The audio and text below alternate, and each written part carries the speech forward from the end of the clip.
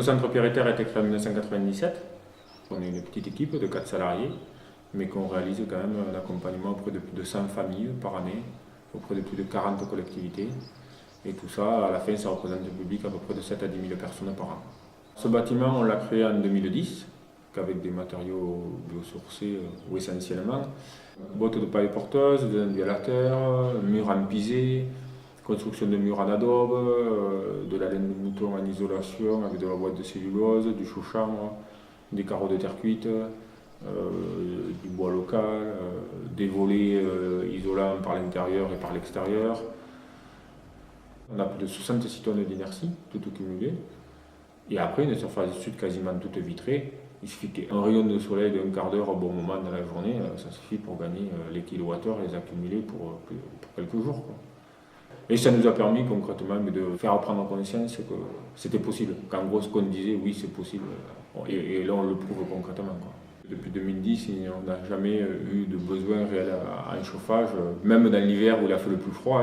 On a eu jusqu'à moins 18, 3 semaines où ça n'a pas dégelé la mare qui est au nord du bâtiment. Malgré ces 3 semaines-là, à aucun moment on a eu besoin d'un système de chauffage.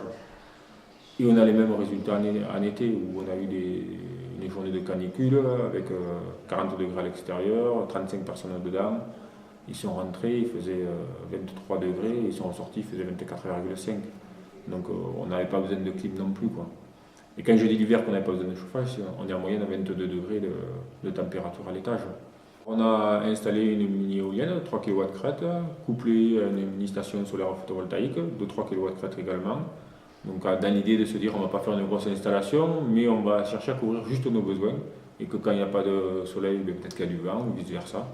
Au niveau de l'eau, c'est pareil, on ne s'est pas raccordé au réseau d'eau potable, puisqu'on récupère l'eau de pluie du toit, qu'on stocke dans des cuves et qu'on va filtrer pour l'eau sanitaire et pour l'eau potable.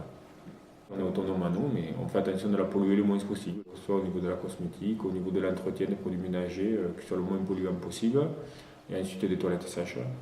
Donc ça fait un système d'assainissement tout petit, tout simple, à base de plantes. Sachant que c'est toujours des bactéries qui épurent, on le répète quand même, parce que souvent on a l'impression que c'est des petites plantes miracles. Et ensuite une mare terminale qui est là pour la biodiversité. Donc voilà, l'ensemble est autonome avec ces différents équipements.